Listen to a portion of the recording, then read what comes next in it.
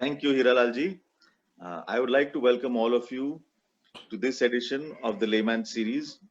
The idea behind this is essentially as part of our Rotary Club of Bombay West program to help people understand what their rights are, what they can and cannot do in terms of societies, and overall in terms of knowledge dissemination.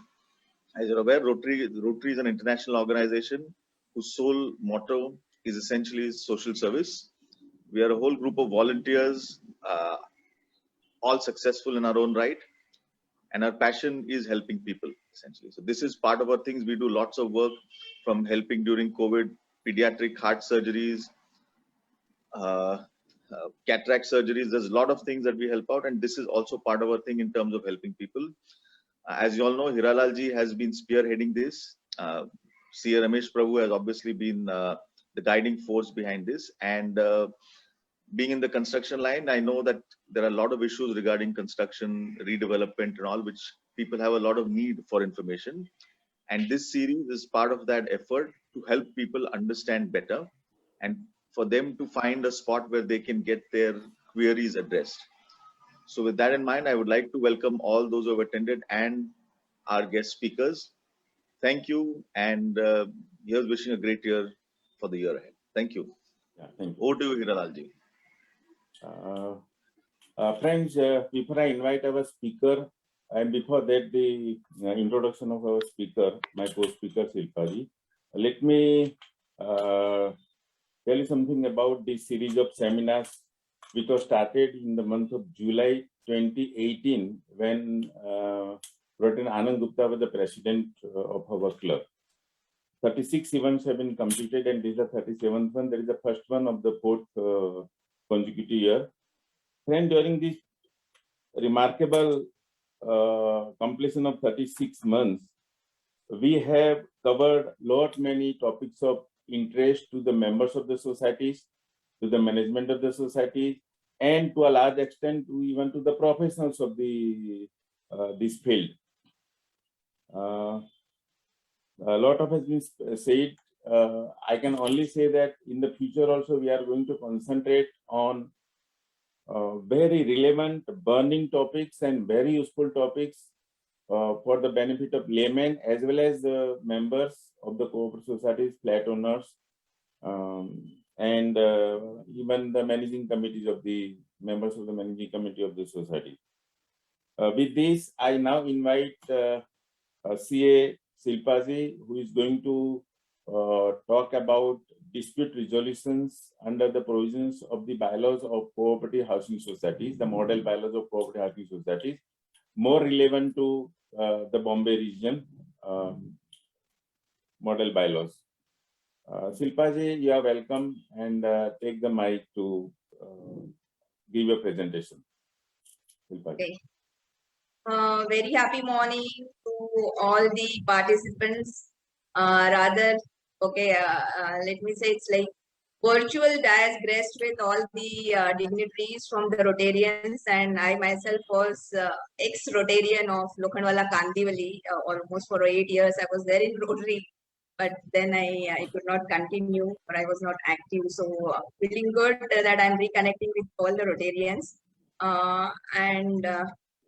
Yes, I mean it's need of the hour. The topic also the dispute resolution or the grievance mechanism, because yesterday it was International Cooperative Day. So let me also wish everyone, all the cooperators, a happy International Day. And on the occasion of this International Cooperative Day, Rotary along with MSWA, respected CA Ramesh Prabhu sir, I don't know whether he has joined, but Survey Serva of MSWA, who is like people that are trying and they're there in the housing sector for so many years and really contributing a lot as far as the awareness is concerned about within the housing society members, because the whole issue for the disputes or the litigation in a housing society being a cooperative entity, because when we use the word cooperative, what is expected is basically you should be together, there should not be differences of opinion, or even if differences are there, they should be resolved at first.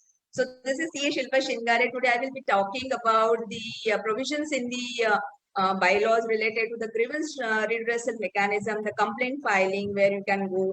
And then I will also try to guide you like counsel, because counseling is also needed. I myself am a practicing chartered accountant for over 17 years. And cooperatives and RERA is my main domain area. And I'm also having my association, that is being the Societies Welfare Association. I'm president of that, and we are also taking care of the issues, and we are representing the issues of the cooperatives. I'm also a technical director on Varana Cooperative Bank. So with this self-introduction, I would like to talk about or take you directly to the topic for today, because I think 30 minutes are being allotted to me by Advocate Rotarian Hiralal Sutarji. So I will see that I will not be encroaching on your time, because when we say cooperative, the encroachment has to be there. So maybe five minutes here and there, I may encroach upon your time. So pehle bol deti hu, because we don't want any dispute or any grievance at a later point of time. So before we go to the directly the provisions in the bylaws, let me take you to some 8 or 9 years back when the 97 constitutional amendment happened. Because why I'll take you to 97 constitutional amendment, just to understand what was the intent of the legislature, or what was the intent of the central ministry, why that constitutional amendment has happened. So 97 constitutional amendment that happened in 2012, basically a lot of mandates were given, there is constitutional amendment in the sense part 3, as everybody knows, it talks about the fundamental rights. Then part 4, which talks about the state directive principles. So part 3, even the part 9b is inserted related to the cooperatives, and now forming the cooperative is your fundamental right. And there is a state directive principle which says that the state will have to ensure that there would be smooth functioning of the cooperatives, there would be autonomy, there would be open membership, there would be professional management, and it's like there should be a win-win situation for the people who want to join and be a part of the cooperative institution, or they want to form the cooperatives, right? So there is a directive principle also. And there are few mandates given by the 97 constitutional. This legal framework we should understand, because unless and until we understand this legal framework, because this dispute or the grievances, I think it culminates because there is lack of understanding of this legal framework within which a housing society has to function, or within which the stakeholders have to play their role, So if I have to talk about the legal framework for a housing society as such, right, or a cooperative society. So the legal framework will have the constitution first, then there would be an act, there would be rules, there would be bylaws, and of course the GRs, notifications, and the circulars issued by the ministry or by the cooperative department. So my housing society or the members, so when we say the stakeholders, so stakeholder, that means you and me, we are members, common member of a housing society. Many of you could be the managing committee member. There could be, I could see some chartered accountants here, so we are auditors. So, all the roles which we are playing in a housing society as a member, as a committee member, and as an auditor. So we should know that this is a framework within which I have to function. And if I am functioning within this framework, and if whatever I'm supposed to do, my rights, liabilities, my rights, responsibilities, my obligations as a member, my obligation as a managing committee member, what is the thing which is expected out of me as an auditor, what is the role of the registrar, what is the federation where my society is affiliated. If everybody is aware of this thing, I think there would be very, very less grievances, or there would be less complaints or the disputes. So understanding this is very important. And this pan-India, because everybody knows that cooperative is a state subject. When I say it's a state subject, that means each state in India, they are having their own cooperative act. The way we have Maharashtra Cooperative Society Act, so each state, Gujarat, Karnataka, Bihar, everybody is having. So there was no uniformity in the provisions, right? With respect to the elections, with respect to appointment of auditors, with respect to AGMs and all. So a pan-India standardization was needed. And that is how the constitution got amended in 2012. And the Article 9, Part 9b is inserted, especially with the cooperatives. And Article 243 ZH to ZT, it talks about all the amendments, right? Amendments related to all these things. Like professional management is something which is expected out of constitution. elections, which is a perennial issue. So elections, how the election should be conducted, how the auditor should be appointed, that the independence of the auditor should be maintained, and the autonomy is to be given, because cooperative works on basic principles. There are 7 principles of cooperation, like open membership, autonomy, professional management, community concern. So all these things is imbibed in this amendments, right? And everybody like this, once the amendment is done in 2012, these states were given the mandate to align their local act to be in sync with the constitution, because I cannot have a provision in my act which will be contrary to the provision in the constitution. And accordingly, in Maharashtra, we got the first amendment in August 2013, right? After the constitutional amendment, we adopted that, and it was with retrospective effect of 14th February. So that was the first amendment that happened to Maharashtra Cooperative Societies Act. And subsequently, there was another amendment that has happened in 2019, 23rd July 2019. That we are talking, which is known as a separate housing chapter, is being brought in the MCS Act. Now, I was fortunate enough to be a part of that housing chapter committee. So we have drafted the act, right? We gave the presentations to the politicians, and then the final thing has come. So that time, the mindset, or that time, the intention of the state government was, let's make a separate housing chapter, in the sense, because the MCS Act, which we are talking about, MCS Act 1960, it is applicable to almost 60 plus types of societies. There are 60 plus types of societies in Maharashtra. So I cannot compare a housing society with a cooperative bank, or I cannot compare a housing society with a credit society. A lot of litigation is there in housing society, because people like you and me, general members, we buy a house and we stay, and that is how the cooperative societies are formed, at least housing society. So when you stay in a joint family, everybody knows that there would be some differences, which maybe in a day or two you can get it resolved. But in case of a housing society, why these differences are happening, what I feel over the period of 16 or 17 years during my practice as a consultant, as an advisor, as an auditor, what I feel, there are a lot of ego issues, lack of awareness about the provision, because a member feels that whatever he knows is the bylaw. A managing committee feels whatever they are dictating or whatever they are coming out with as an agenda is the bylaw, or this is the provision, And then there are consultants or there are auditors. Actually, their role is not only to do just a financial audit, but cooperative audit is something which where an auditor has to be like, he should give a socio-economic audit. He should do, rather, let me put it that way. So it's not only financial, but socio-economic audit is expected. And when you as an auditor, if you try to bring all the points, because what you are doing is, we are doing the postmortem, right? You are going to the society and auditing after April. So by that time, you can't do things like, you can't undo the things which have already done. So you have got a very powerful weapon, that is your audit report.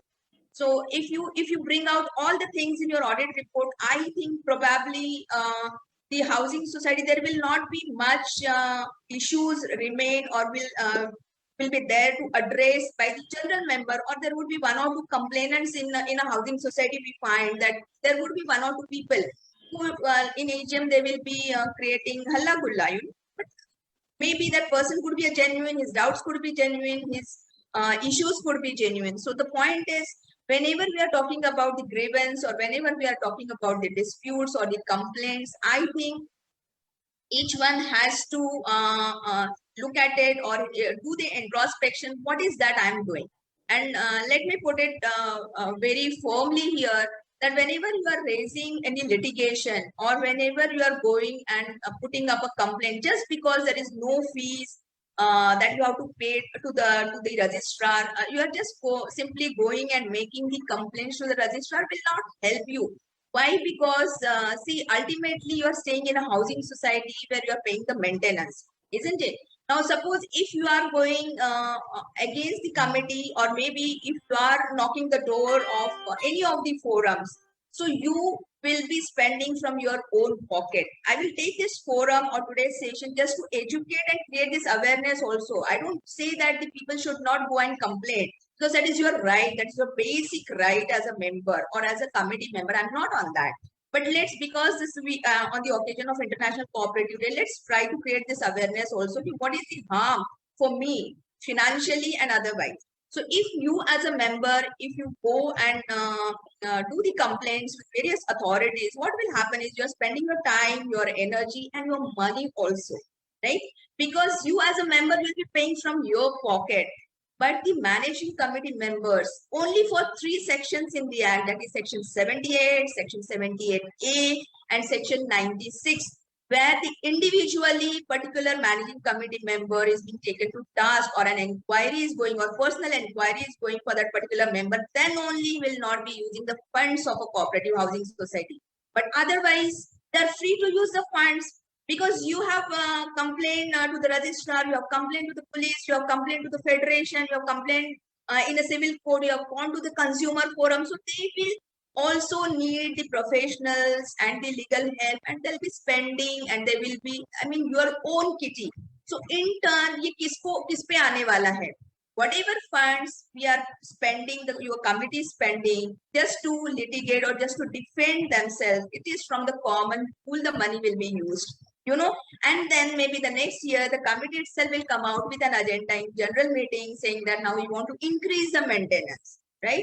So I would just, I mean, it's my humble submission that as a member, you have every right, because section 32 has given you a right. Now in housing chapter 154B8 has given you right to go for the inspection of the documents. You can ask for certain details if you feel that something is not happening properly in the society, or I want to see this, I want to see that. You have got that right, But whenever you are in that mode of litigation, what I have observed is, over the years, when we discuss or when the people, they come and they want to seek the help, professional help, so I'm always in first mode of counseling. I try to counsel them that kya hua hai. They will narrate, ye mujhe karna, I want to bring the committee down, उनको disqualify करना है, ये करना है. Then फिर एक ही शब्द में पूछते, धीरे से पूछते, सर कहीं आप हर्ट हुए हो क्या?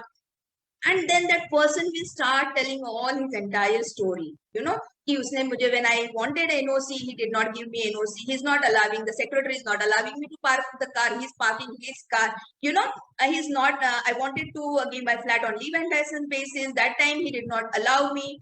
I wanted to sell my flat. He did not do this. He did not do that, So somewhere that egoism, and we are staying in a cooperative society. The word itself is cooperation. That means both of us, the other party and you yourself, has elected the representative. So even by electing, then have something in mind, so that take that judicial, I mean that conscious call, kisko hum log elect kar rahe hain, whether that person is going to be actively involved in the committee, or just for the sake of coming into the power, or to misuse or be an whose the powers arbitrarily is going to be there. So ye bhi thoda isko back end pe study karke then you decide. So the litigation mode should be, as far as possible, very, very less, I feel, and even department, because we suggest the department also that there should be some fees levied, so that the filtering will happen. So I will take the bylaw at the end, because that is not much or greater thing to talk about. So what is the point is, if we keep some fees, the people, there will be some filtering. Now, why the grievances are there? Because why I'm aggrieved. What is grievance? There is difference between a grievance, there is difference between a complaint, and there is a difference between dispute, So dispute is something advocate Sudhar sir is going to talk about, right? So what is grievance? Grievance is somewhere I'm aggrieved, मुझे कुछ चाहिए था, जो नहीं हुआ, नहीं दिया किसी ने. So it could be like, for me, it's like something related to my rights, my basic right as a member. I'm aggrieved.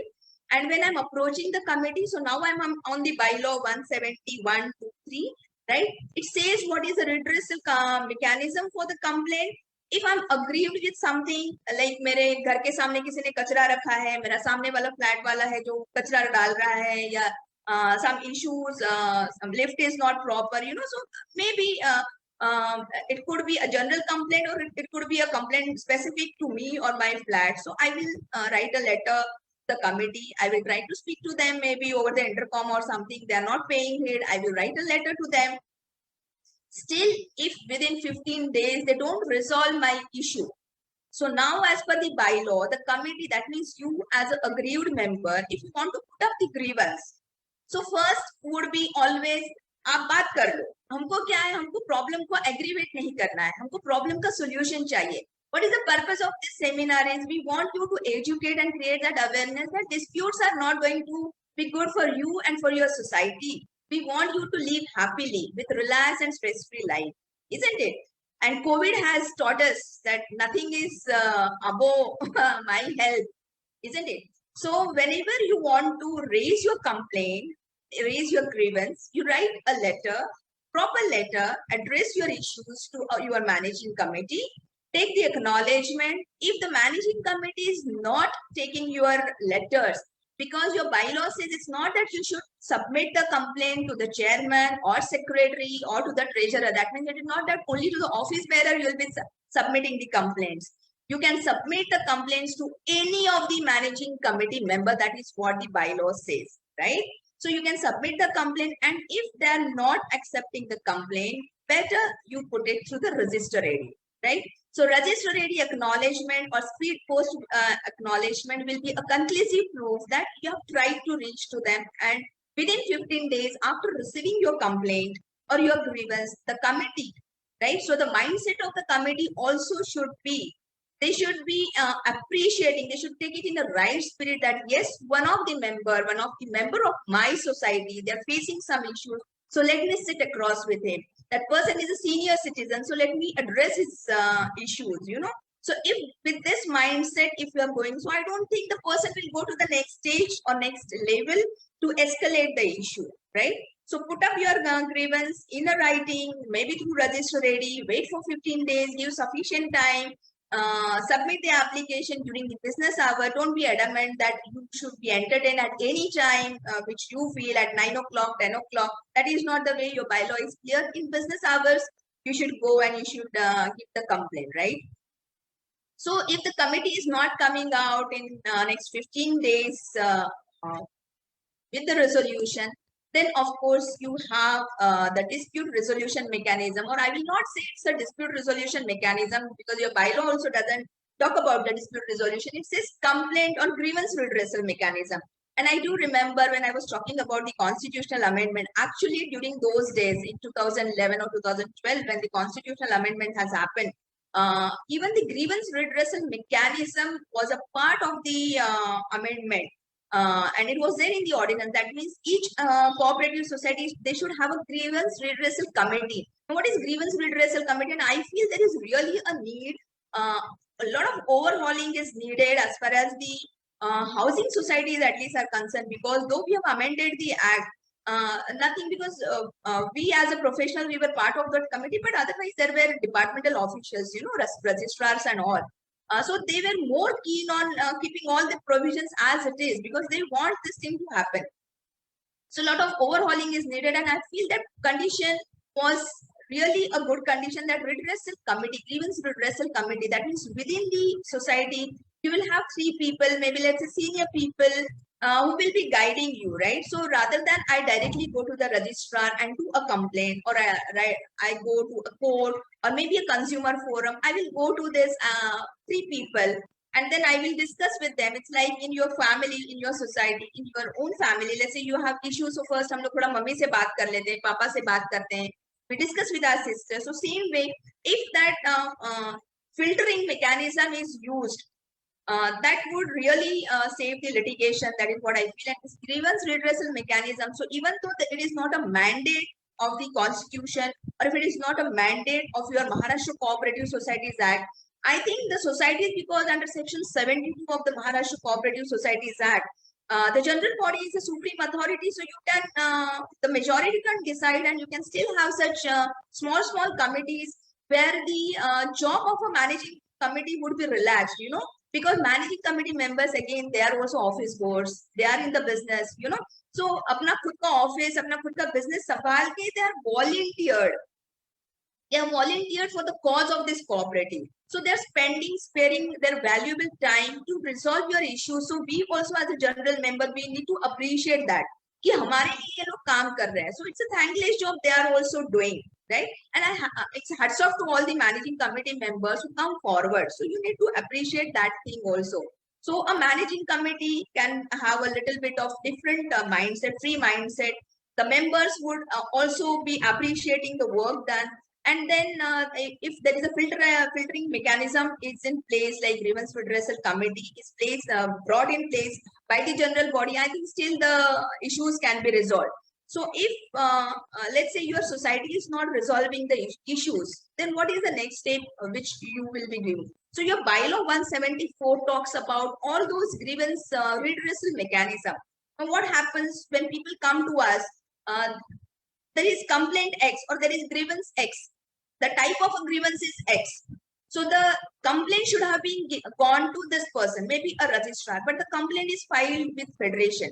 Or there is complaint which needs to be filed with corporation. The complaint is filed with society. Your neighbor is creating nuisance for you, right? You know, some party ho rahi hai, DJ party, overnight party is happening, and you are getting, I mean, it's a nuisance which is getting caused to you as a next door member. So in that case, आप भले ही रात को chairman या secretary को phone कर लो, they will not be able to do anything beyond calling the police, because this particular complaint or grievance of yours is not related, something related to the compliances or the compliance mechanism which is there in the Maharashtra Cooperative Societies Act or in a bylaw. So this particular complaint has to go to police, you know. So you can just call up 100 and you can say this is the flat where it has been happening, or maybe in turn your managing committee members, they will also call up police, you know, or maybe they will call on an intercom that the other member is getting disturbed, so don't do that. So in bylaw 174, redress grievance mechanism is given. So there are certain grievances which needs to be put up or escalated to registrar, because registrar is your regulator, right? Your society is registered with him. So he is the person, right, who has to regulate your society. And when I say regulation, again, regulation need not mean, or it doesn't mean that he has to go on litigating and hear your matters. Regulation means he has to regulate the entire functioning of the society. That means he is the person, their main responsibility is to see whether the society is functioning for the object for which it has to function. Whether the compliances under the cooperative laws, the compliances under the allied laws, whether your society is complying all those things or not. This is what the job actually the registrars are supposed to do, supervision and regulation as far as your compliance mechanism is concerned. But what is happening is there is less manpower in the department, as everybody knows. अगर आपने कभी visit किया होगा, 2 बजे से लेके बेचारे वो 12 बजे से या 11 बजे से hearing में अटके पड़े हैं, 30-40 matters every day they are listening of your litigation matters. Imagine वो बंदे का mindset क्या होता होगा. हम लोग किसी का एक सुन के नहीं ले सकते, वो 40 लोगों का 40 and there are 2 parties, you know, appellant and opponent. So 80 लोग या 50 लोग उसके सामने आते हैं, they are coming out with negativity. They are spending a lot of time only in litigation or resolving your disputes. You know, they don't find time to give value addition to your functioning. Whatever auditor has submitted the report, they don't have time even to go through the report, you know. So what I'm trying to impress upon to this elite class or to the esteemed members who are attending this particular session, today's session, is that whenever you are litigating, please be moderate. एक बार नहीं 10 बार सोचो कि सचमुच मुझे ये करना है, सचमुच मेरी मैनेजिंग कमेटी इतनी खराब है, whether they are not functioning properly, and more on that. Rather than the managing committee, I think it is you as a member, you have a great role to play. Because we see, अगर society में किसी contractor को appoint करना है, कुछ repairs and maintenance करना है, we want that. There are people who in general body, they say that यार देखो बाजू वाला building है, बाजू वाला society उनका lobby, it is such a wonderful lobby and we don't have that kind of lobby. We are staying in such a good location, you know. So people are ready to spend money to beautify that lobby or beautify the garden and all. But you don't want to spend money on audits. You don't want to spend money on audits and the professionalism. Whereas the professionalism is the mandate of the Constitution. They want to empower the registrar, and that is why section 79 1A 1B is also incorporated in the section, because they want the compliance mechanism. They want the annual returns to be filed so that the registrar will come to know what is happening in the society. And if registrar is coming, or if it is within his knowledge that this is not properly happening, then he suo motu will take the action. Even you need not have to go to him, right? And I was on the audit. So why you as a general member, you don't feel that there should be continuous audit, there should be internal audit in your society? Why you wait for AGM to come? That means you meet, or your managing committee, you are in front of managing committee with your disputes or with your grievances or your points on the accounts and audit only year-to-year basis. Why it is not a continuous process? You as a general member, you have the right, 20% of the member, they can come together and you can ask for a special general meeting to the managing committee and you can discuss the issues. There is no harm how many committee meetings or how many managing committee meetings you can have, or general meetings you can have, you know. So अपना भी mindset ऐसा होना चाहिए कि we want professionalism, we want professionals, the expert director. That was the mandate, that there should be expert director. Now again it is removed in the housing chapter, right? As far as the housing is concerned, now it is removed. But it was a mandate that there should be 2 expert directors or 2 expert people, so that they will guide you, they will counsel you. So I think it's not only the statutory audit, but even the internal audits should be there in the society. But when someone is trying to counsel that internal audit is required, because there would be irregularities would get rectified on the spot before the financial year end. All the things would be sorted out. The statutory auditor who will come, he will guide you. There will not be anything left for him to do. And then I think a lot of issues would be sorted out. But then it comes at the end, it comes to how much money. What is the cost of the internal auditor? So I'm not ready to pay 10,000, 20,000 or 50,000 to the auditor. Why I'm telling this? Because I'm an auditor myself. I'm a chartered accountant basically, and I'll also be an advocate in a month or so, right? So it pinches me that you don't want to spend 10,000 or 20,000 for the audits, but you want to spend lakhs and lakhs of rupees for the litigation, right? So that is one part. So now I'll come to the section bylaw 174. 174 says that there are certain complaints or grievances, you need to take it to the registrar. The other part is, the second is you can take to the cooperative court, which Advocate Rotarian Hiralal Sudar sir is going to talk about. Then there are few grievances which you have to escalate to the federation. There are few grievances you can take it to the civil court. There are few grievances or the disputes which you can take it to the police. You know, that is how your bylaw 174 talks about. Sir, कितने minute है मेरे पास? 10 minute? 10 minutes? Yeah, you can take about 5 minutes. Yeah. Yeah. Okay.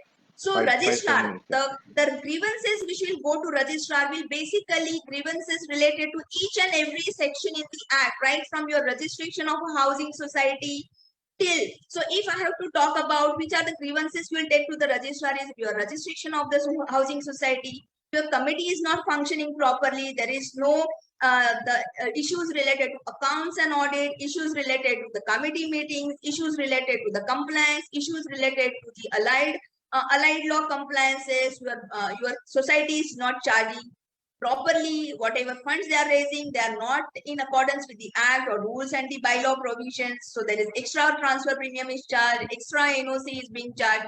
So all these things, right? Related to the accounts, audit, as I said, if you are not comfortable with the audit, whatever has happened, so if you want to go for the re-audit, if you want that inquiry has to happen, so 20% of the members, again, you can put up the application. If you want that certain agenda, or there are people with you want to discuss, but the managing committee is not keen to discuss on those agenda, you can give requisition, 1/5 of the members, so you can give requisition for the special general body meeting. So each and every section, like there is membership related, transfer related. So you have given the papers of the society, the managing committee is not deciding on the membership application, they are not making you members, so you are aggrieved and you will have to knock the door of the registrar for the deemed membership, right? So you will go with that application. So it's right from the registration, your membership, your rights as a member, you ask for certain documents, the society has not given you the document, so you will approach the registrar. And so, I mean, all these small things. Basically, investment also will be one of the part that the societies or the managing committee members, they are not utilizing the funds properly. There is breaking of the FDs, the statutory collections, sinking fund, repair fund, whichever is kept as a what you can say is a compulsory levy, or the spirit is for the future purposes. They are simply utilizing that, and when the utilization has to be through the general body approval, it is not happening. The contractors they have appointed is not as per the process, the due diligence is not done, the due process is not followed. So all these complaints will go to the registrar. Rectification report, one of the such a wonderful provision. None of the acts are having this kind of provision. Rectification of audit report, it has to be submitted to the registrar and your managing committees.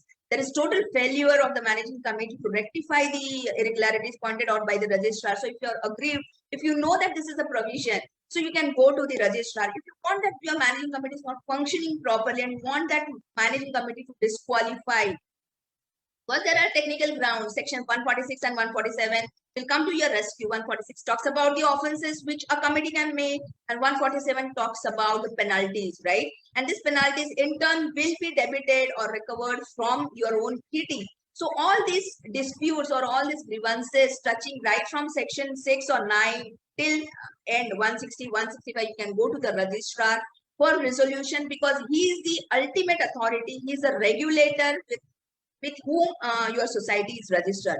Now, what kind of complaints you can file with the cooperative court? The complaints which are touching to the constitution, your managing committee, your general body meetings, like meetings related, election related. So these things are not within the jurisdiction of the registrar. So this thing needs to go to the cooperative court, which Sudhar sir is going to talk about. Now, there are complaints which needs to be handled by the police. As I said, nuisance will go to police, now there is unauthorized construction, because these are also the issues which come to us. Unauthorized construction by the member, by the committee member. Now it is not the managing committee who is going to resolve if I'm extending something, beyond my chacha or something, and trying to construct something. This is an unauthorized construction. So suppose my neighbor wants to complain against me. So maybe he can write a letter to the committee, but committee will not be doing anything. This complaint will go to the corporation because they have approved the plan, right?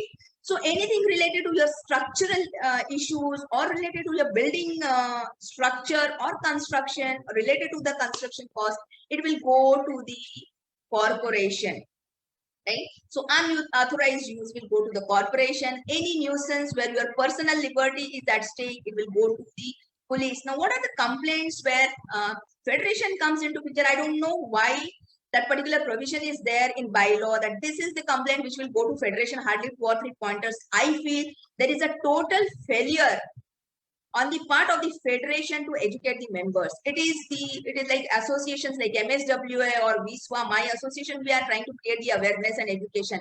But there is total failure of the federation to create this education and awareness, because each and every housing society by default, they are supposed to get affiliated with the federations. You are paying the membership fees to the federation, but there is total failure. Federation will not come to your rescue. But what are the complaints or what are the grievances you can take to the federation is like, let's say there is a managing committee member, there is a secretary, right? Bylaw gives him power that if he wants to break open the flat or if he wants to take the inspection of any flat, then he should be allowed. Now, if the concerned member is not allowing him to enter into his flat, then in that case, the IMC member can approach federation, right? So 101 recovery officers are also on, now it's 154B29. The panel is also maintained by the federation, because as per the new amendment, that housing chapter, lot of powers have been taken. I will not say it's given, because I was part of that committee, so I've seen the federation people who were part of that committee, they have taken all these powers with them. They wanted even auditors to be appointed by them. The panel should be maintained by them. We strongly oppose. So now the panel of society manager, the panel of recovery officer, everything will be maintained by them, right? So the federation ka role aata hai, but section 24 also, 24A, that is again a mandate of constitution, education and training, because constitution wants that each and every member, whether it's a committee member, employee of the society, they should be trained. There should be education and awareness. Section 24A, that is the spirit of section 24A, and that is why each and every housing society is collecting 10 rupees per member per month as education and training fund. Now, I as an auditor, I simply qualify that this fund is not used. Now, what for then society is collecting this fund? This fund is to be used to train the members, because unless and until that awareness is created, the provisions are known to the members, the litigation is not going to reduce. This was the spirit, right? So education and fund is also not being used by the society.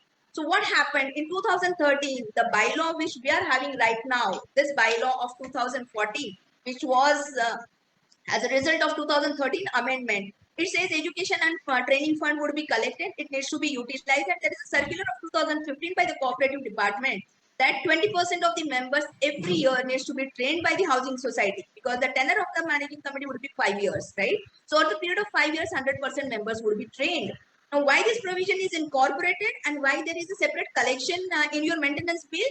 Because the intent of legislation is that they want you to know the things to reduce the litigation and the disputes, right? But 24A Shilpa is madam, not followed. Shilpa madam, I I'll think we are just, running out of I time. will, Yeah. within 1 or 2 minutes, I will cut short, right? Now, 24A is not followed, education and training is not there. Now, whatever amendment has happened in 2019, now the word which was there as shall, that societies, housing society or cooperative society shall get the education and training done. That shall word is being removed with may. That means now the housing society may take the education, but if your collections are lying, you should take it. You have to utilize that fund. And now this responsibility is being shifted to the federation. That means I would like to make all the members aware that now the education and training, conducting this education and training program is a pure responsibility of the federation. So please approach your federation with a letter on your society letterhead saying that you are the people, because we are paying you the membership fees. You have to conduct the training in my society, right?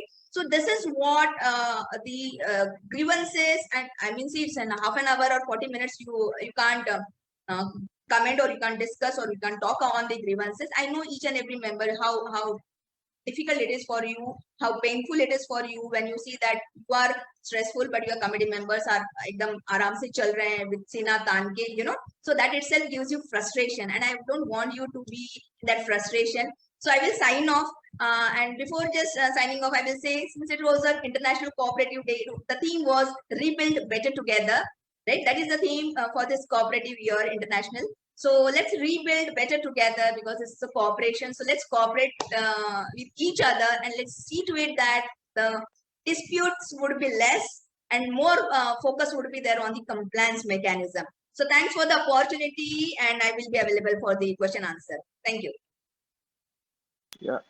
Thank you, Shilpaji, and we will take the question and answers after the second speaker finishes. So we'll No take problem. all the question and answers at that point of time. I now want to invite Siddhant Bide to give a brief introduction about all the speakers, since we have the entire audience in place now. Good morning, everyone, and thank you, Tejas, for this.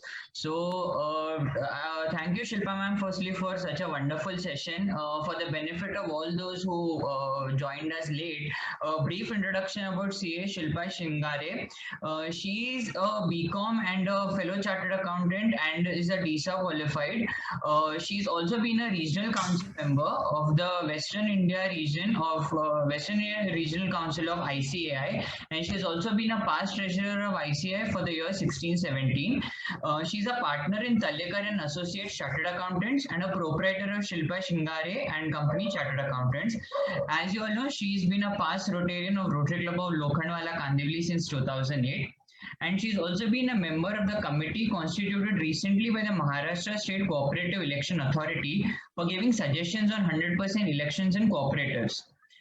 She's interviewed on various channels like DD Sahyadri, Z 24 Tas, CNB Awas for topics related to cooperatives and RERA. She believes that in spreading knowledge and being a resource person for the chartered accountants and for the cooperative issues and dreams to make cooperative as a glamorous field for practice.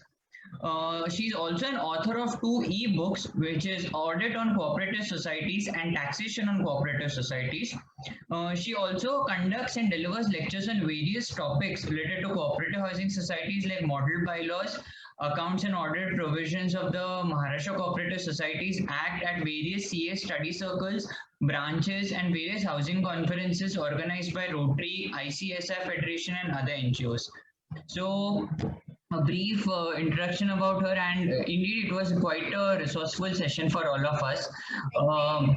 Our next speaker is our very own advocate Rotarian Hiralal Sutar, who is a graduate in law from the Government Law College in the year 1981. He is having an independent practice of law since 1982, and his core competency is related to the law of cooperative societies and properties and succession law. He keeps conducting free training courses for the members of the managing committee and cooperative societies. He's a Rotarian and has successfully organized a layman's education seminar series since July 2018. Welcome, Rotarian Hiralal Sutar. We are waiting to hear from you.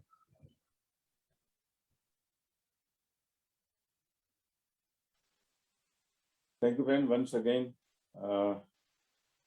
let me thank Shilpaji, particularly because in a limited period of 30 minutes, she has presented various facets of dispute resolutions as per the bylaws of the cooperative society. She has also thrown light on the amendments of the law from time to time, starting from 97th Amendment of the Constitution.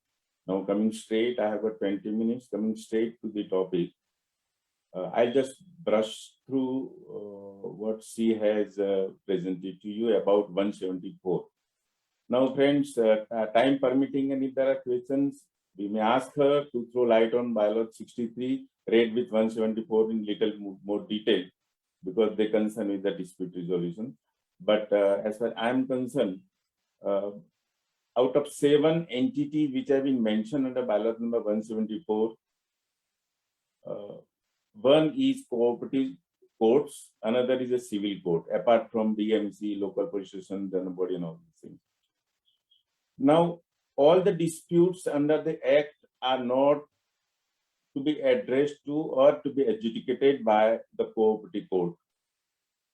Naturally, cooperative sector, as we know, is a more of it is a political weightage concerns, and therefore, if you see, many of the provisions are assigned to for resolution in the hands of the administration.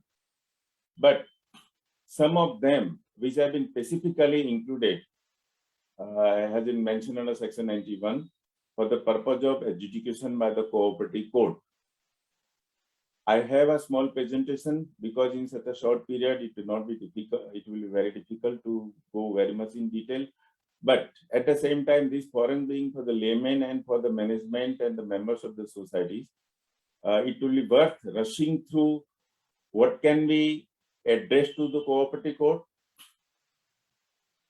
which topics can be addressed, who can address the cooperative court, who cannot go to the cooperative court, what are the powers of the cooperative court. These are the various facets which I have included in my presentation, and I will shift to the presentation now.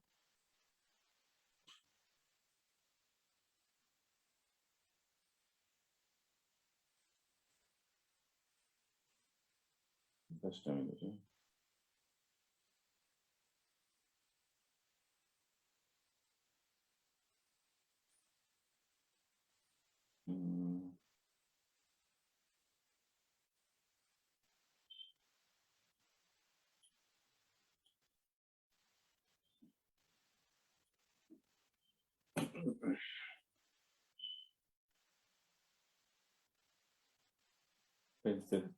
I'll just come to you. Just a minute. Yeah. Now,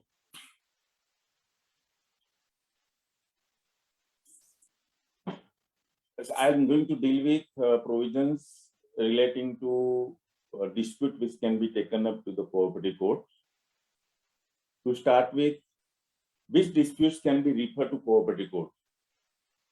Friends, disputes which touch the constitution of the society, election of the committee and its office bearers, conduct of general meetings, management of the society and business of the society. These are the general headlines, and any other issues other than these are not to be adjudicated by the cooperative court. I'll go a little bit more in this in my next slide as to what are the detailed ones. To describe disputes pertaining to resolutions passed by the managing committee or the general body are to be adjudicated necessarily by the cooperative courts. If the committee or your general body has passed any resolution which you think are not proper, or you would like to challenge those resolutions for whatever reason, then you have to approach the cooperative court in the form of a dispute. Likewise, elections of the managing committee, except rejection of the nomination as provided in the 152A. Now, 152A says that only the rejection of the nomination cannot be taken up by the cooperative court, but the acceptance of the nomination and all these things are a part of the process for adjudication before the cooperative court. So, election of the committee, if there is any dispute in that regard, you can very well approach the cooperative court. Now, this is to be read along with the powers of elections. Now we have recently introduced, whereby we have a supervising authority in the form of Maharashtra State Cooperative Election Authority. On that issue, we'll go some other time. The next item is repair, including major repair, internal repair, and leakages. Friends, I would like to advise you that the two topics, repairs including major repair, internal repair, and leakage, and the next item, parking. My experience is that most of the issues in the cooperative code relate to parking. And most of the issues related to repair, major repair, internal repair, and leakages, as Shilpaji has said, a lot of these things go to the local authority. But we have seen that the functioning of those authorities, by and large, does not seem to be very transparent. And therefore, it will always be advisable not to rush to the registrar, but to approach the cooperative court, because the only and the major benefit I consider is when there is an order from the cooperative court, you will have an option of content of the court proceedings against the society or the members, as the case may be, if they do not follow the order of the court. When you go to the registrar with this kind of complaints, they find some other way and try to either supersede the committee or take some other action. And these things do happen. As Shilpaji said that most of the time the registrars have been taking action, but in these particular aspects of repair, including major repair, you must approach the cooperative court only with a dispute. Parking is another major issue, particularly in the city of Mumbai, because we have a shortage of parking space even in the newly constructed building also. And I have seen that majority of the cases before the cooperative court relate to the parking disputes. Another issue which can be adjudicated by the cooperative court is allotment of, now the remaining entries by and large will come through the entries in case of redevelopment or the new construction of the building of the society, allotment of flats, then escalation of the construction cost, and appointment of developer or contractor or architect. These particular aspects, these three aspects can be adjudicated by the cooperative court. And therefore, rather than approaching the registrar with various complaints, it is advisable to approach the cooperative court. Now, the remaining two are unequal water supply and excess recovery of these from members. Here also, I have found that not many disputes of this nature are taken to the cooperative court because most of the people have the habit of rushing to the registrar. The next, it is very important to know as to what cannot be adjudicated by the cooperative court. It is equally important to know that what doesn't come under the jurisdiction of the cooperative group. Now, these aspects are something which is coming under industrial dispute. Say, for example, your security person or some worker, which are essentially governed by the industrial dispute provision, cannot be taken to the cooperative court. We have seen rejection of nomination does not come within the purview of cooperative court. I said 152A, capital A. Refusal to admission of membership by society to any person qualified therefore. Now, friends, this is a very important thing. As we know, one has to make an application for membership of society in the prescribed form. If it is flat purchase, bylaw 38. If it is on demise of the member and there is a nomination, then 34. If there is a demise of member, the legal heir and the new provision rules have not come, but the previous provision, bylaw number 35, the new provisions are there under 154B13, but so far there are no rules. We are waiting for the rules to come. But as far as refusal is concerned, the deemed membership when the 90 days are complete, these issues are dealt with essentially under section 22 and 23, which are to be adjudicated by the registrar only, and these cannot be taken to the cooperative court. Any issue relating to refusal of admission by the society. The next two listed entries are proceedings for recovery of amount as areas of land revenue and certificate granted by the registrar and recovery proceedings of the registrar or any office subordinate to him. Now, both these entries, friend, there is a restriction. If you can go to the cooperative court for recovery proceeding, those avenues are available to you for the purpose of recovery. But as far as the recovery proceeding for recovery certificate from the registrar is concerned, the new provisions are 154B29. The previous provisions were, we normally call it 101 proceedings, where the certificate is granted by the registrar for an amount which can be recovered as a land revenue, and the recovery officer will take the proceedings further to recover by way of auction or other means.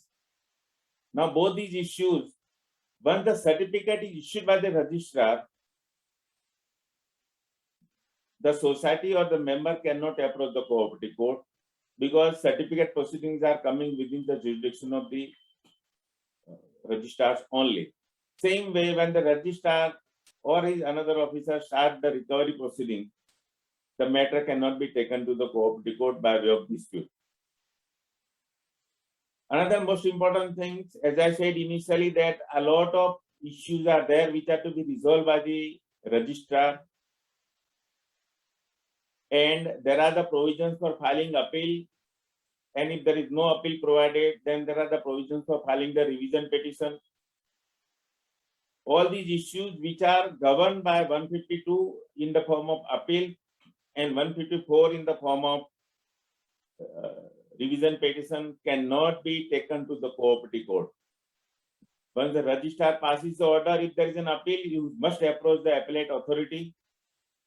And if there is no appeal, then you must approach the revisional authority. By and large, these authorities are the higher ups. In Mumbai, above the deputy registrar, there is the DDR, district deputy registrar, and the division joint registrar. These are the authorities which are going to take up your appeal and the revision petition. But the important thing for me to bring to your notice that the issues which are appellable from the order of registrar, you cannot take it to the cooperative court. Another entry, dispute between, now these entry by and large, most of the time does not cover for the cooperative society, housing society, but it is there. Dispute between the liquidator of a society or official assignee of the deregistered society and the members, past members, nominee, heir, and legal visit of the deceased member. Whatever dispute relating to between these cannot be taken to the cooperative court.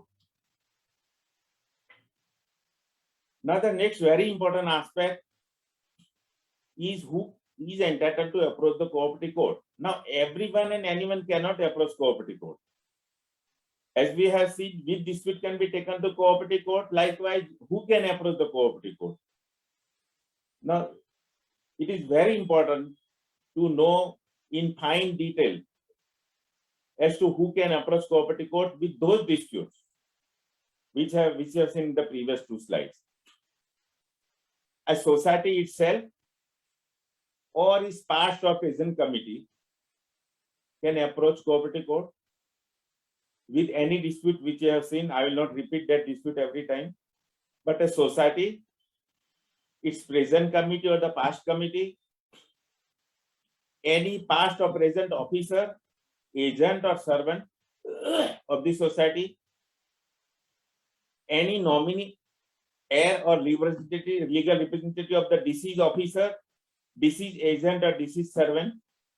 Means one category is this: the society, the past and present committees, officers, agents and servants, and their legal representative. This is the first group of people who are eligible to approach the cooperative court. The second group is a member or a past member of the society, or a person claiming through the member or the past member, or a person claiming through the deceased member or deceased past member. Secondly, as we know, even a society or a cooperative society can also be member of a cooperative housing or premises society. In that case, such society can also approach who is a member of the cooperative society with the disputes. And a person claiming to be the member of the society, which is a member of cooperative society. Say, for example, there is a cooperative credit society or another cooperative society which is having a flat or a shop or an office premises in a cooperative housing or premises society. So member of that society who is a member of cooperative society can also approach the cooperative court with that dispute. The third category is really for cooperative housing societies. The person other than member of the society can also approach, but this category is very limited, wherein a person other than member of cooperative society with whom the society has any transaction in respect of which there are restrictions under 43, 44, 45. Friends, 43, 44, 45 relate to the loan and advance and all these things. By and large, these topics are not very much in vogue for cooperative housing societies. Similarly, the case of sureties also. And the last entry, any other society or deregistered society or liquidator of the society or official assignee of the deregistered society can also approach the cooperative court for those disputes which we have discussed previously. Now coming to the restriction on jurisdiction of registrar or the ministry. Initially, I said that there are a lot of disputes or the issues which are not to be taken to the cooperative court. And the remedy for those issues in the form of appeal or revision or further complaint or further petition will go to the higher authorities in the hierarchy of the department, that is to the divisional government registrar or even sometimes to the ministry.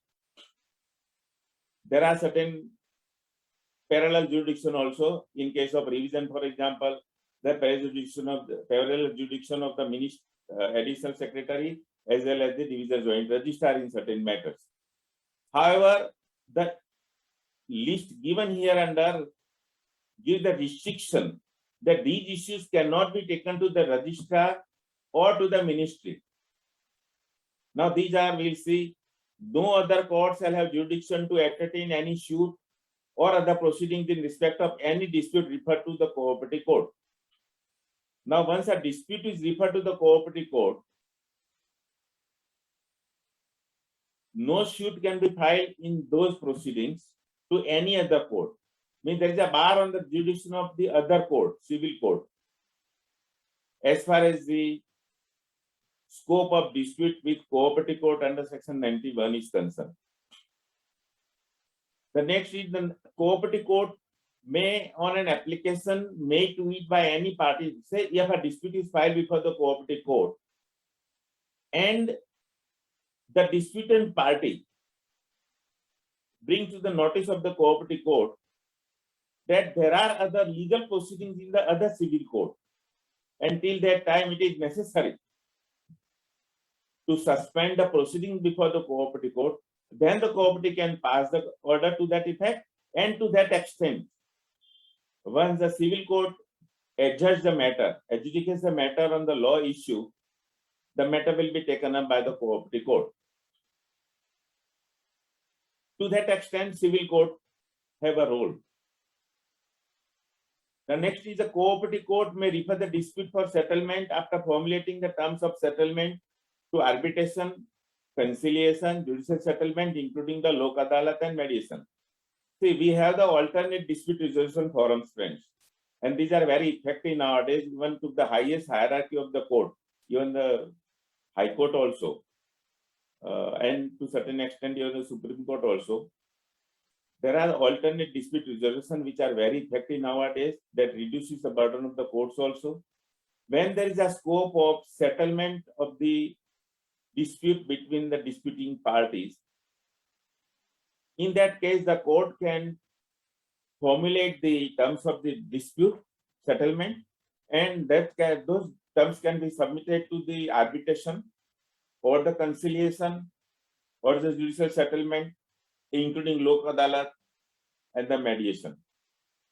So this is very important, friend, to know as to restriction of other forums in the context of disputes that can be referred to the cooperative court. Friends, I have generally dealt with the cooperative court aspects. What can be taken to the cooperative court, who can take it, what cannot be taken to the other courts.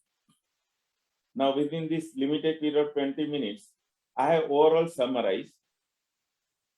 I have a few 1 or 2 minutes to just bring to your notice that once a complaint comes to the secretary has to look into the complaint and has to bring it to the notice of the managing committee for the managing committee to take necessary decision. We have seen that most of the time people rush to the cooperative department to the registrar. But as Shilpaji has pointed out, there are 7 forums given under bylaw number 174, and whenever there is no satisfactory resolution of the dispute in the cooperative society, even after filing the complaint, filing the application, filing the request to the society, the member has to select that forum which is available to the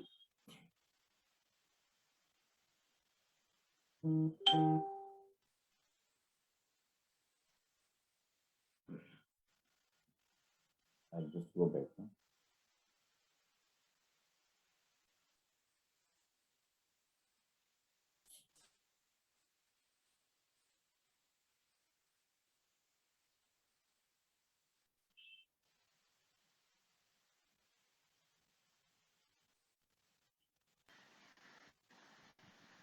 I have to go back to the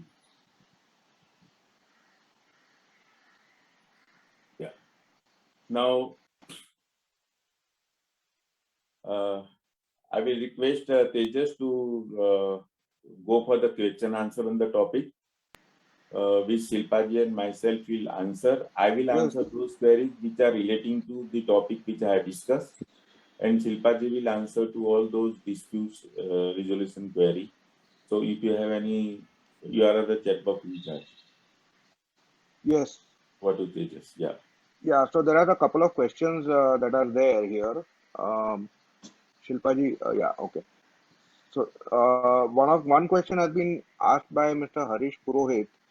Madam, how many members do you or Section 70 of the Act suggest, as it is not mandatory to have grievance redressal committee? No, actually there was a Yes, provision of Shilpa ji. grievance redressal mechanism, or it was there in the ordinance, but now that thing is legally it is not available in the act per se. Even in your bylaw, it doesn't say that grievance redressal committee should be there. The point which I was trying to bring is, though there is no legal standing or support to this particular mechanism, internally committee member, I mean general body, they can come together and still have maybe three people or three members committee ideally to sort out the issues internally, but there won't be any legal standing like obligations on their part. You know, it is just like a filtering mechanism. Okay, thank you. Is there any interval for the managing committee to meet for resolving the issues or grievances, like once a month or something? Is there something? So within 15 days, they should come back to you. As I said, your bylaw 170, 71, 71, 72, 73, it says once you give the complaint, within 15 days they should come back. And if you want to inspect the documents as such, right? So there is very limited scope under section 154B8, which is a newly numbered section article, I mean 13B chapter in amended act or housing chapter. So as per that 154B8, there is a limited list which a member can ask for the inspection. There the time period is 30 days. So within 30 days, society should come back. The committee should come back. They should allow you to go for the inspection. And if they are not allowing you the inspection, there is a penalty of 100 rupees per day, maximum 5,000. You know, that is prescribed under 154B8. Okay. There's one question by Mr. S.L. Shah. Is Section 89AB of MCS Act deleted? I've already responded Yeah. him on the email. Okay. He sent Okay, me email fine. also, I suppose. So 89AB, Okay. he was talking about the same grievance redressal mechanism. Okay. So same thing I have responded to. Okay. Since bylaw and act does not provide for redressal committee, does its constitution have any legal sanctity? Constitution it has, but to that extent, yeah, that's what I said. And that is why I started with my session with the constitutional framework. Because there are so many things in the constitution which actually should have been brought as it is in the local acts, you know, to be in sync with. So constitutional mandate says there should be a grievance redressal mechanism. But unfortunately, it was there in the ordinance. Even Sudhar sir can confirm or comment on this. It was there, but then when the final act came out, that was removed. That was removed for the, I don't know, for the reason best known to the authorities. You know, but it's a good provision. I think it needs to be brought back. You know, so I will also through my association, I will try to represent. Recently, we have represented to CM and cooperative department on various issues. So this needs to be, and even ADR mechanism, which Sudhar sir was talking about, alternate dispute resolution mechanism. So this arbitration, conciliation, mediation, lok adalat, these are the forums which needs to be, you know, popularized. Now there is a central act, that is multi-state cooperative act. This Maharashtra Cooperative Society is a local act, every state. But there is a central act for the multi-state. That means if your business operations are in 2 states, so multi-state act will come into picture. So multi-state act has got this provision of arbitration and all. So I think that also makes sense. That also needs to be reincorporated, because you must have seen last month or maybe 1 month, 1.5 months back, there was hype in the newspaper. You know, housing societies now they will be out of this MCS Act and all, and I think there must have been sessions and all. I don't know what for that was made. There was no circular available, though circular unofficially we got it, but unnecessarily the hype was created and the seminars got conducted just to create a panicky situation. I was totally against that. Internally, we had the meeting with Sahakar Bharati officials. I was also invited there, and I was very clear that there is total failure of the federations and all. There is the question of just because disputes are more, we want housing society. How it's not possible. 1960 से जो housing society आपके पास register है, overnight आप उसको निकाल दोगे क्या? अरे एक चीज यहाँ नहीं होगी. 1.5 साल से website is not working of the cooperative department. So where is the question? So one humble submission again to all the members of the society. Please don't get panic for any news, and at least news in the newspaper. You know, because media को भी चलाना है भाई उनका paper. You know, so don't, unless and until you know or get the authentic material, don't simply rely and don't keep circulating the messages on WhatsApp and all. Let's spread good things, positive things. Yeah, I would like to add two things to your discussion. One is, as we know, 97 amendment had There is one suggested. question also. We will take that. Yeah. Yeah, 97 amendment has suggested lot many good changes which the state governments have not implemented. And one typical example I will bring to notice of the forum, that amendment requires that the administrative officer will not 50%. be appointed. Now you see what has happened. They have replaced administrative work by the authorized officer, where the registrar is getting more power, because that officer will unfortunately will not be able to do anything without authority of the registrar. So that is very serious. Another aspect I would like to, particularly to you, madam, because you have been representing these forums at various places. See, it is duty of the federation to come out with clarification as and when the social media is abuzed with a lot of wrong information. We are aware about the nominee. We are about, every 6 months that issue crops up. Indrani And the Wali federation, judgment, I think Indrani the Wali federation, judgment will get yeah, it is the duty of the circulated. federation to come Yeah, out with a clarification, because the societies do pay them. They subscribe, 100 rupees they pay every year, and the federation, I think the federation's duty to come out with clarification in the newspaper also, and by way of circular and notes also. So these are the two things I wanted to bring to the notice of you also and to the participants also. No, actually, there is no need for the clarification as such. The only thing is through the educational and seminars like this, there should be awareness that should be created. The point is like everybody is not expected to be an expert in housing matters like you and me, right? So it's like that awareness. Someone should come, counsel, guide on a regular basis, and that is what the role of a managing committee and a federation. Again and again, I'm saying that is the role of a managing committee and a federation. This is not happening actually. That is okay. There is one question by Mr. Viral Gandhi. If builder has not completed project, incomplete parking tower, timeline that showed provisional might take partial handover. This is a wonderful question. I don't know if we have time, but I would love to address this question. There is, you can watch my YouTube video on Sarkar Vishwa channel on handover takeover, because this is something peculiarly for the new societies, and I would request the dignitaries of Rotary Club Bombay West kindly have one session on RERA and cooperative societies, because now the projects which are under RERA, so there are provisions, because pre-RERA, 1st May 2017, the agreements which like too many flat liya hai. So my agreement used to be in MOFA. Now MOFA is not repealed, MOFA is still there. But after RERA, now it says that all civil code under section 89, civil codes are barred, 79 I suppose, to entertain the complaint. And a lot of obligations and responsibilities are cast on builder under RERA, and a lot of rights and responsibilities for the allottee, that is home buyers also. So the societies which are upcoming societies, newly formed societies, for them, I think one session if you conduct on RERA and CHS, that would be a good value addition from your end. So if the builder has kept the project incomplete, and I assume since this is, you are talking about the handover and the incomplete project, that means your project must be under RERA. So you can very well knock the door of RERA, because 5 years the project is will be monitored by RERA in the portal for the defect liability also, structural defect liability. So kindly take note of that. And even if project is incomplete, you have got the OC or you have taken the possession, earlier the better.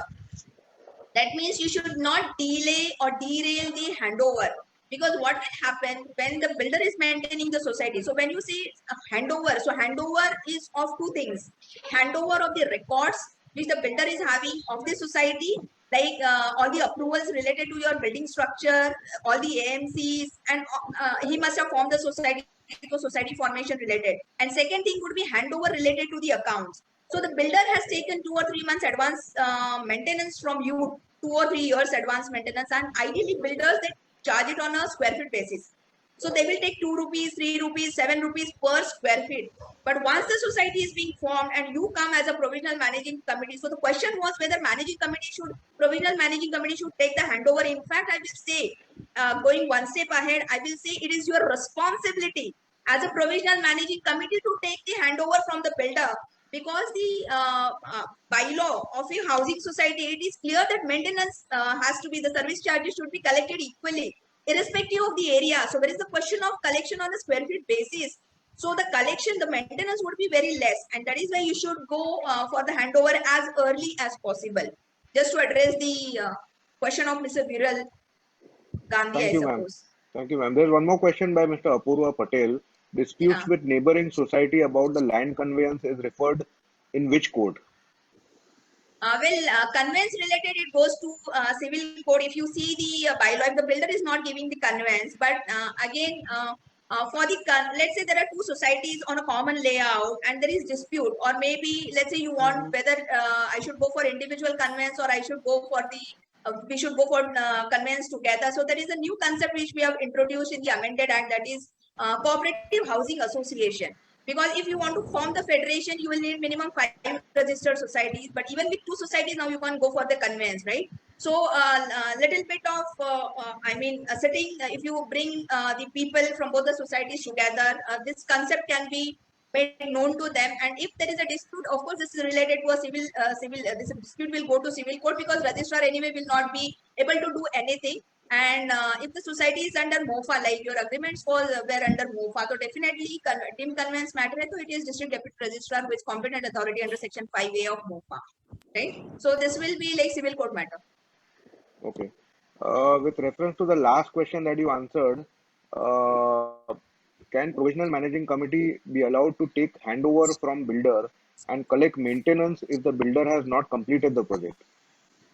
Yeah, that is what I said. Once the provision managing committee is in place, once you are elected in first general meeting, you are provisional managing committee for 1 year. So your job is, that means you are just for the 1 year. Your tenure is 1 year, and then there would be regular elections would be happening for 5 years, which is the term as per the constitution, right?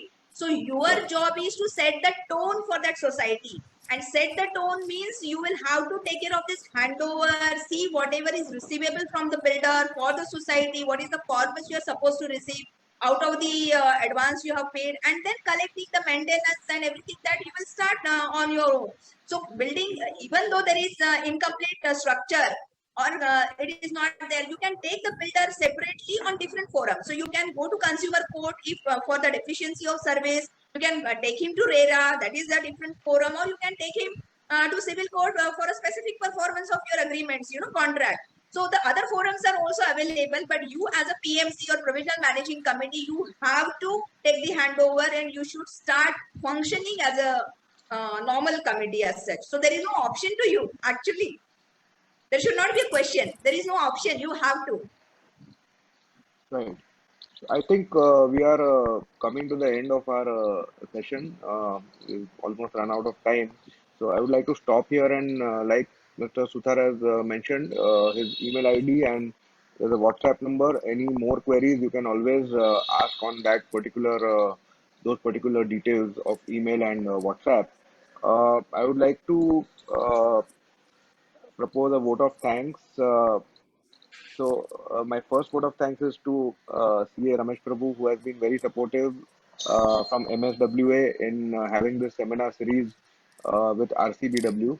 And of course, Hiralal ji has been very instrumental in making sure that we have had 36 episodes in the last 3 years, and this is the 37th episode, still continuing strongly.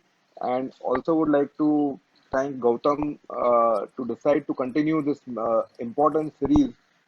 Like he said, that this is really helping the people at large and the society at large, and it's a very important initiative that is creating awareness in this through this forum.